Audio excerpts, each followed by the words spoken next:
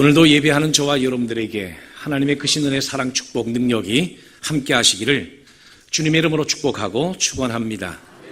오늘 저는 하나님께로 오는 자를 괴롭게 말라, 하나님께로 오는 자를 괴롭게 말라라고 하는 제목으로 하나님의 말씀을 증거하려고 합니다. 오늘 본문의 말씀은 사도 바울이 1차 전도 여행을 마치고 새로운 세계 선교가 열리는 그 중간에 있었던 아주 중요한 한 결정, 한 사건에 관한 말씀입니다. 어느 정도로 중요한 결정이었냐면 교회가 그리스도 교회, 세계 교회로 남을 것인가 아니면 유대교 또는 민족 종교로 남을 것인가를 결정하는 아주 중요한 결정이었습니다. 지금껏 흘러내려왔던 교회사가 근본적으로 완전히 바뀔 뻔한 아주 중요한 결정이었습니다. 왜냐하면 그 결정의 내용이 뭐냐면 구원에 관한 문제였고 기독교 신앙의 가장 근본적인 문제였기 때문에 그렇습니다. 기독교 미래와 운명을 결정짓는 정말로 중요한 결정이 오늘 본문에 기록되어져 있습니다.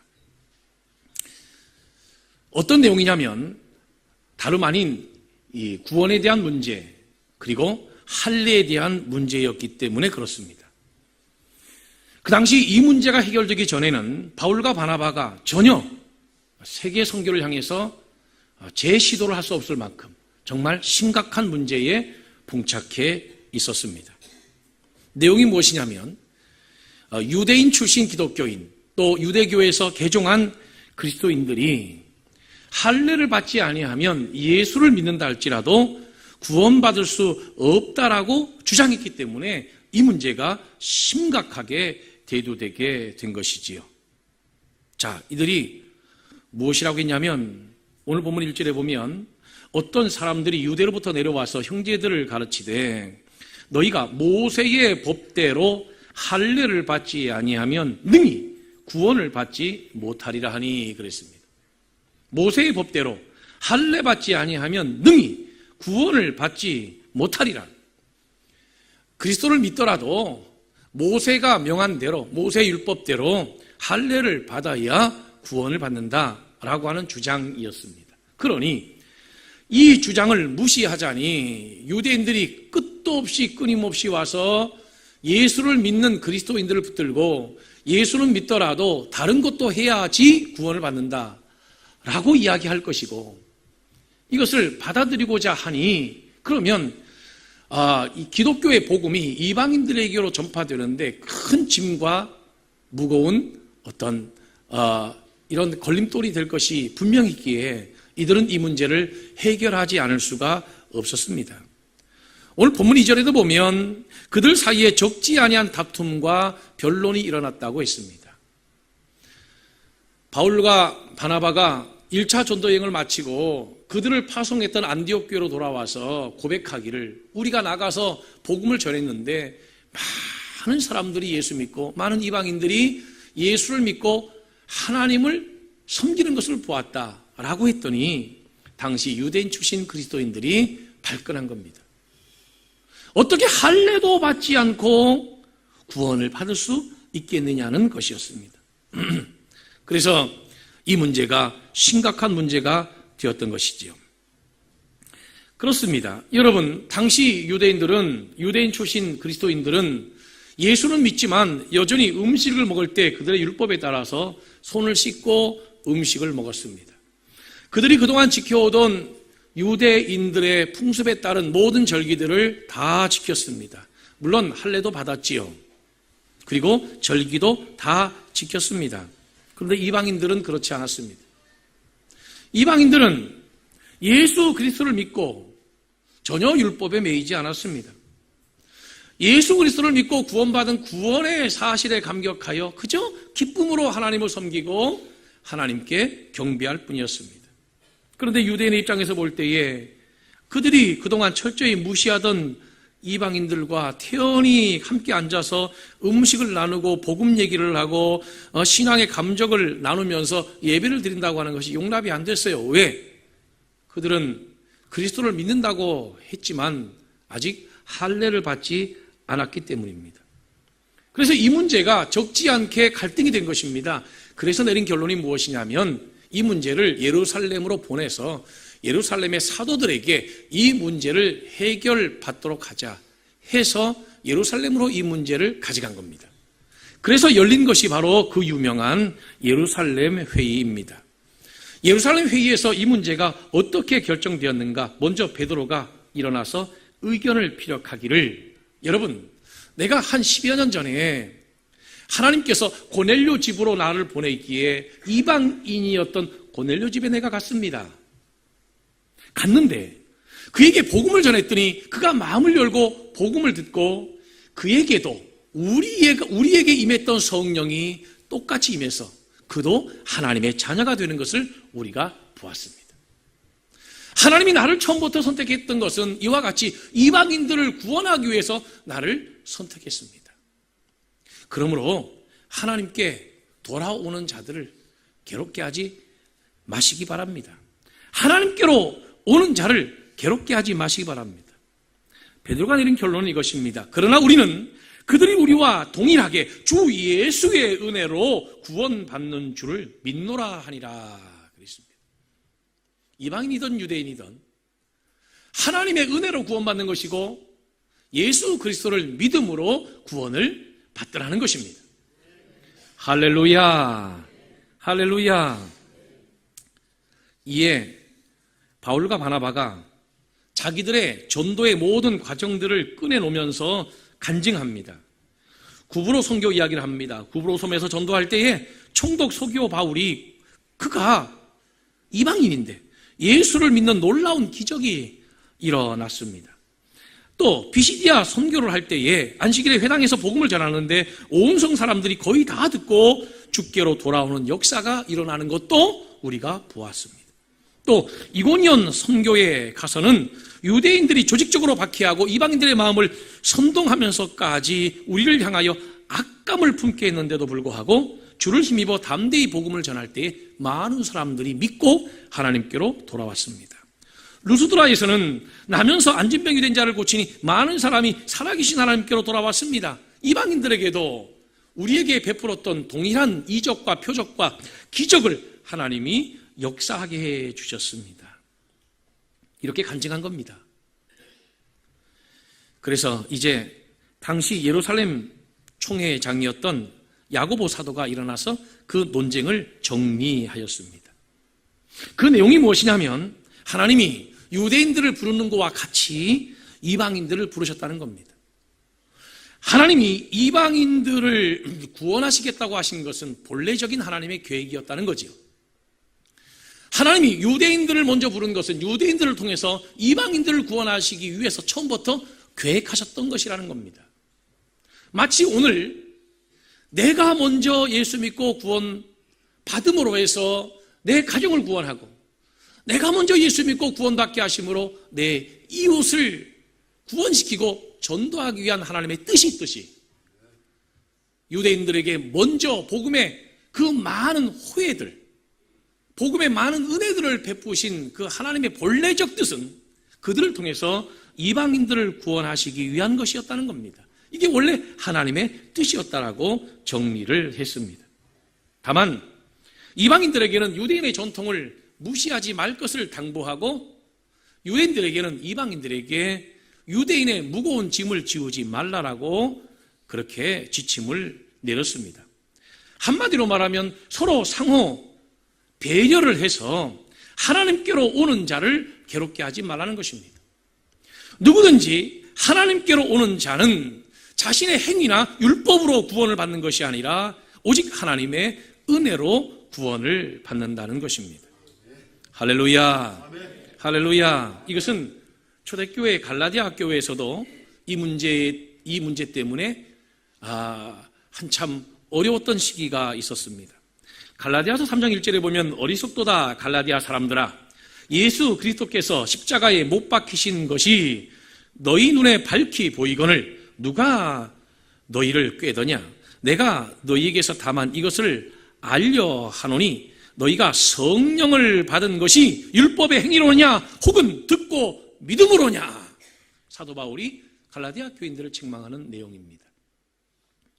내용은 이것입니다. 이방인들에게도 복음을 전했더니 그들이 할례받기 전에, 율법을 지키기 전에 우리에게 임했던 그 성령 그대로 그들에게 동일하게 성령이 임하였고, 그들도 우리와 동일한 방식으로 하나님의 자녀가 되는 것을 보았다는 것입니다. 그러므로 믿음 외에 다른 짐을 지워주지 말라는 것입니다. 우리가 의롭게 되는 것은 율법의 행위에 있는 것이 아니라 믿음으로 의롭게 된 것이고, 할렐루야, 할렐루야. 우리가 하나님께 구원받는 것은 오직 예수 그리스도를 믿음으로 구원을 받는다는 거예요. 영접하는 자고 그 이름을 믿는 자들에게는 하나님의 자녀가 되는 권세를 주셨으니 그랬습니다. 하나님이 이 세상을 이처럼 사랑하사 독생자를 주셨으니 이는 그를 믿는 자마다 멸망하지 않고 영생을 얻게 하려 하심이니라 그랬습니다. 오직 우리가 믿음으로만 구원을 받습니다. 그래서 베드로가 그들에게 변증하기를, 아니 우리 조상들도 지키지 못한 율법, 그리고 우리도 지키지 못한 율법, 그것을 왜 이방인들에게 지키라고 하느냐? 여러분, 당시 유대인들이 모세 율법을 지켜서 구원받을 수 있었을 것 같으면 무엇 때문에 예수가 이 땅에 오셨겠습니까? 그들이 모세 율법만으로 구원을 받을 수 있다라고 한다면 왜 예수가 이 땅에 오셨겠어요? 율법이라고 하는 것은 우리가 왜 예수에게로 나가야 하는지, 우리가 왜 예수를 믿어야 하는지에 대해서 가르쳐주는 것이 율법이에요. 율법이 없다면 죄와 죄가 아닌 것에 대한 기준을 알 수 없기 때문에 우리가 왜 죄 문제를 해결해야 되는지도 아마 그 기준이 모호할 것입니다. 그래서 율법이라고 하는 것은 사도 바울이 몽학선생이라고 했어요. 예수 앞에까지 갖다 놓는 역할이 바로 율법이에요. 구약의 모세 율법으로 안 되니까 예수가 오신 거예요. 그 예수가 우리의 모든 죄를 다 짊어지시고 십자가의 대속의 제물로 못 박혀 죽으심으로 율법을 완성하신 거예요. 구원의 조건을 완성하신 거예요. 그래서 예수가 십자가에서 마지막 하신 말씀이 뭐예요? 다 이루었다. 구원의 모든 조건을 다 이루신 것입니다. 그러므로 예수를 믿는 믿음 외에 다른 구원의 조건이 있다라고 이야기하면 그것은 예수 십자가를 믿지 못하는 것이고 예수 십자가를 무용하게 만드는 것입니다. 그것은 진짜 기독교가 아니라는 것이죠. 여러분, 오늘 우리가 예루살렘 회의에 대한 내용을 보고 있습니다. 예루살렘 회의가 끝나면서부터 없어진 용어가 하나가 있습니다. 사도라고 하는 용어입니다. 더 이상 사도행전에는 예루살렘 회의가 끝나면 사도라고 하는 용어가 나오지 않습니다. 이것은 무엇을 말하냐면 드디어 초대교회가 완성됐다라고 하는 의미입니다. 여러분, 교회가 무엇인 줄 아십니까? 교회는 오직 예수로만 구원받고 오직 예수 그리스도를 믿음으로만 하나님의 자녀가 되고 구원받을 수 있다라고 하는 사실을 믿을 때 그게 바로 교회인 것이고 교회가 완성되는 것입니다. 할렐루야. 그러므로 예수 외에 신앙생활에 자꾸 다른 것을 가미시켜서 구원의 조건을 이야기한다면 그것은 교회가 아닙니다. 이단입니다. 이단의 특징은 예수 외에 다른 조건이 필요하다는 겁니다. 우리가 구원받기 위해서는 예수 외에 다른 것들이, 다른 조건들이 필요하다는 겁니다. 그래서 바로 그것을 이단이라고 하는 것입니다. 교회 신앙의 완성은 오직 예수로만 구원받는다라고 하는 이 교리가 분명히 정리될 때에 그때 교회가 완성되는 것입니다.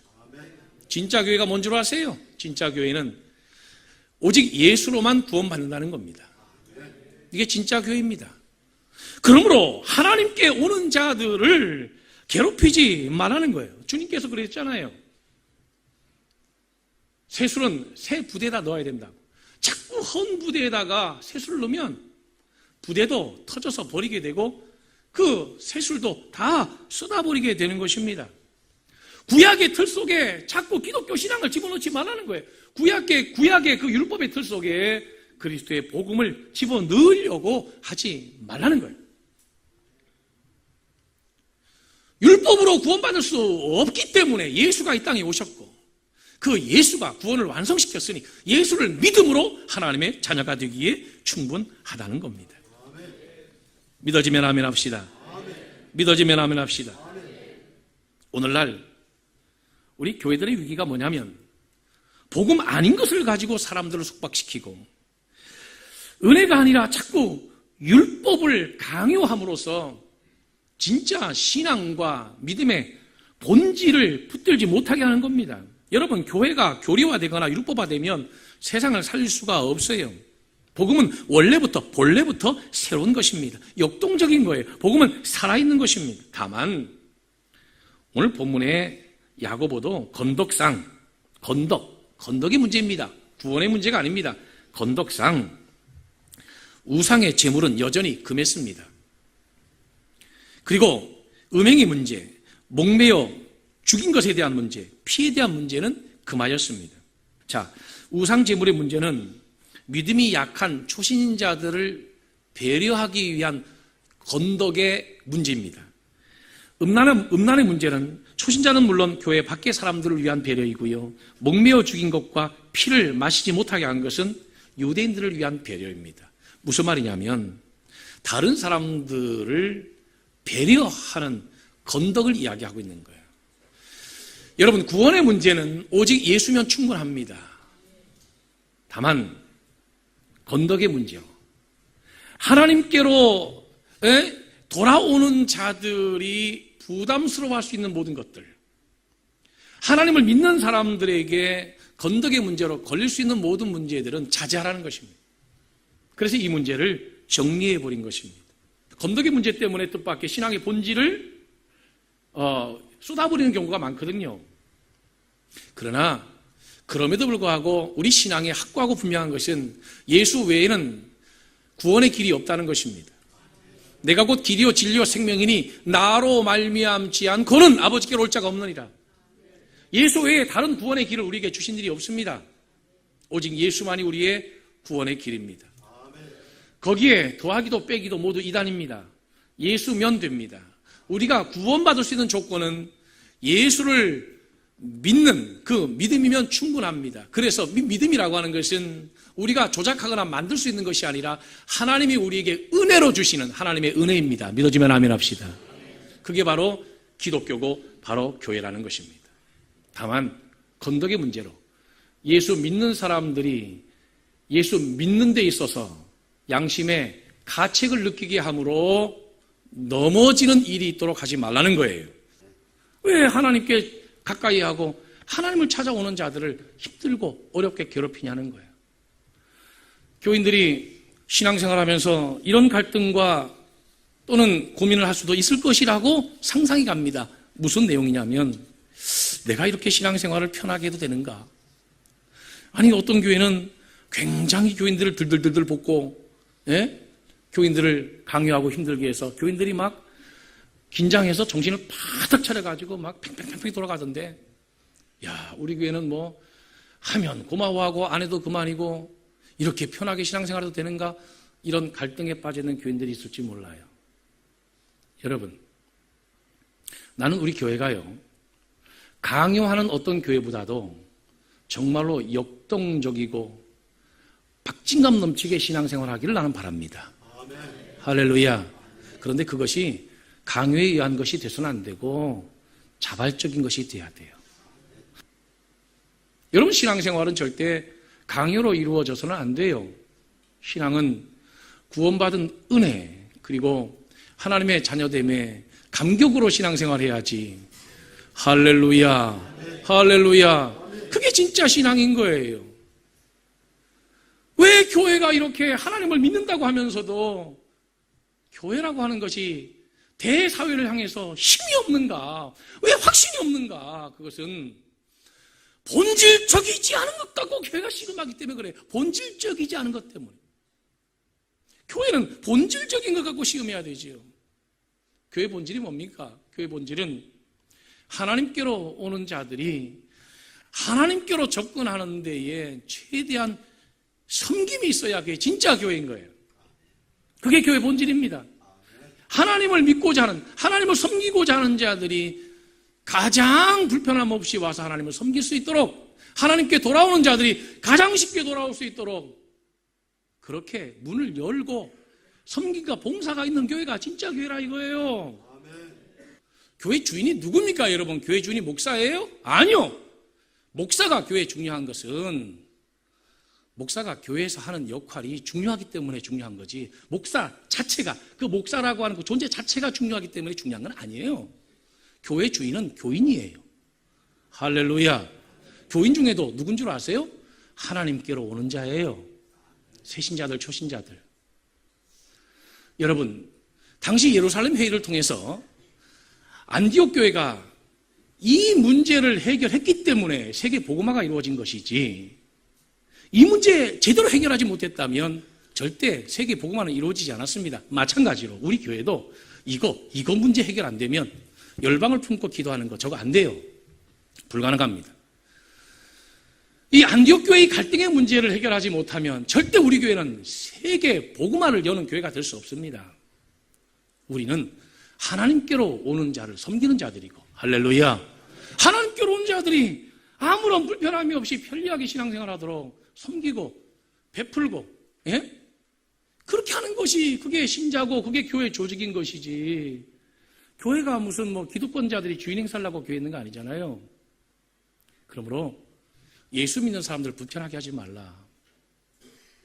본인들도 질 수 없는 짐들을 초신자들에게 지우고 본인들도 하지 못하는 일들을 초신자들에게 요구하지 말라. 누구나 다 예수 믿는 사람들이 가장 쉽게 예수 믿을 수 있도록 우리는 섬기는 자들이 되어야 한다는 거죠. 할렐루야. 할렐루야. 그게 진짜 교회인 것입니다. 사랑하는 성도 여러분, 이번 한 주간도 우리가 살아가면서 하나님의 은혜를 소중히 여기는 한 주간이 되길 바랍니다. 그리고 예수 그리스도를 믿으면 하나님의 자녀가 되고 구원받는다고 하는 이 사실을 우리가 믿는다면 구원받은 자녀로서 당당하게 세상 속에 살면서 복음의 증인들로서 하나님께 돌아오는 자들, 돌아올 자들을 섬기는 섬김의 사람들로서 승리하는 한 주간이 되기를 주의 이름으로 축원합니다. 기도하겠습니다.